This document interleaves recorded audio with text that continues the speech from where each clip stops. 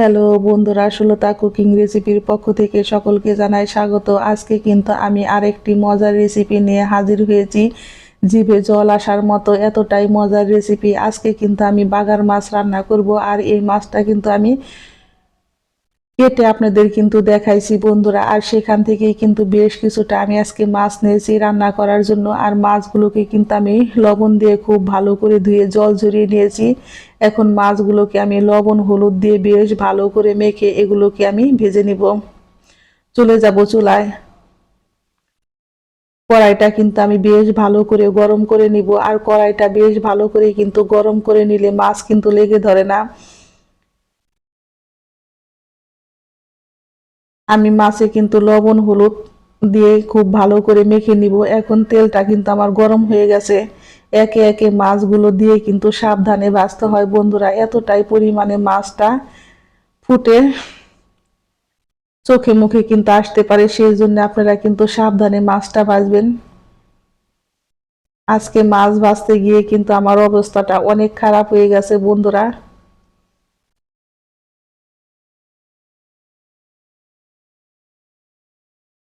মাছ ভাজাগুলো আমার হয়ে গেছে, এখন আমি চুলাই থেকে নামিয়ে নিব।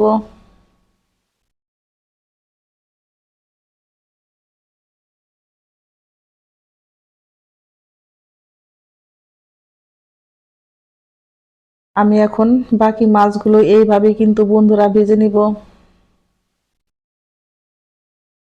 মাছ ভাজি আমার হয়ে গেছে, আমি এখন চুলাই থেকে নামিয়ে নিয়েছি। মাছ ভাজা তেলের মধ্যে দিয়ে দিব আমি তেজপাতা, এলাচ, দারচিনি, লবঙ্গ, আর দিয়েছি আমি অল্প পরিমাণে একটু গোটা জিরে।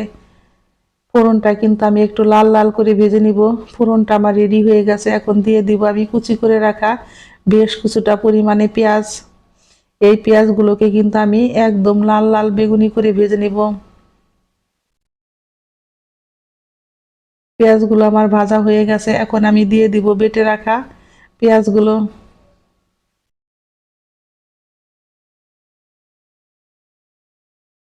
আর দিয়ে দিব আমি বেশ কিছুটা পরিমাণে আদা রসুন বাটা।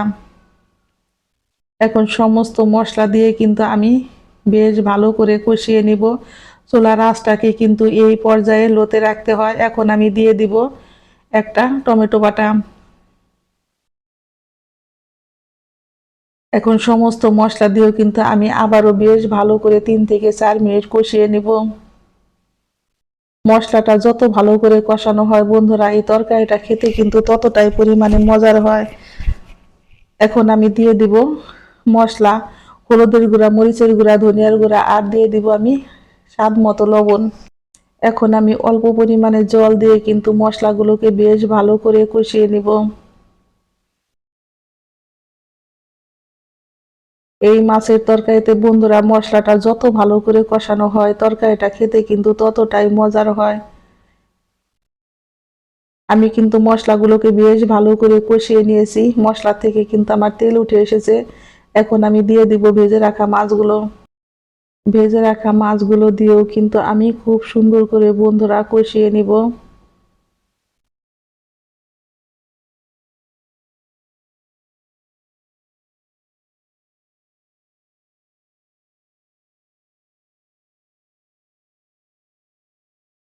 বন্ধুরা যারা এইভাবে মাছ রান্না করে খেয়েছেন তারা তো জানেনই কতটা মজার, আর যারা না খেয়েছেন তারা একবার হলেও এইভাবে কষিয়ে খেয়ে দেখবেন। যে কোনো মাছ দিয়ে এইভাবে রান্না করলে খেতে হয় কিন্তু দুর্দান্ত মজার।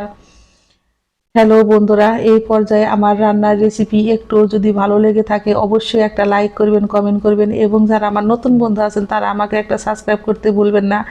আমার নতুন এবং পুরাতন সকল বন্ধুদের জানাই আমি অসংখ্য ধন্যবাদ। আমি এখন দিয়ে দেব বেশ কিছুটা পরিমাণে কাঁচামরিচ চিরা। কাঁচামরিচ দেখে কিন্তু বন্ধুরা আপনারা ভয় পাবেন না, কারণ এই কাঁচামরিচ কিন্তু একটু ঝাল না, সেই জন্য আমি একটু বেশিই দিয়েছি। আর আপনারা যদি একদম কম ঝাল খান তাহলে ঝালটা আপনারা একটু বুঝে দিবেন। এখন আমি দিয়ে দিব পরিমাণ মতো জল। ঝোলটা আপনারা কিন্তু বন্ধুরা আপনাদের পছন্দ অনুযায়ী রাখবেন। আমি কিন্তু একটু গামাখা গামাখা করেই রান্না করব, সেই জন্য অল্প পরিমাণে একটু ঝোল দিয়েছি। তরকারিতে আমার বলক চলে এসেছে,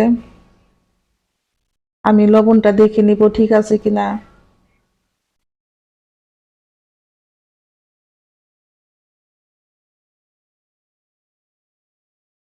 তরকারির কালারটা কিন্তু কতটা পরিমাণে সুন্দর এসেছে বন্ধুরা, আর এতটাই পরিমাণে মজার হয়েছে, আমার কিন্তু ভয়েস দেওয়ার সময় জিভে জল চলে এসেছে, এতটাই পরিমাণে মজার হয়েছে এই মাছের তরকারি। এখন আমি দিয়ে দিয়েছি হাফ চামচ পরিমাণে গরম মশলার গুঁড়ো, আর দিয়ে দিব আমি হাফ চামচ পরিমাণে ভাজা জিরার গুঁড়ো।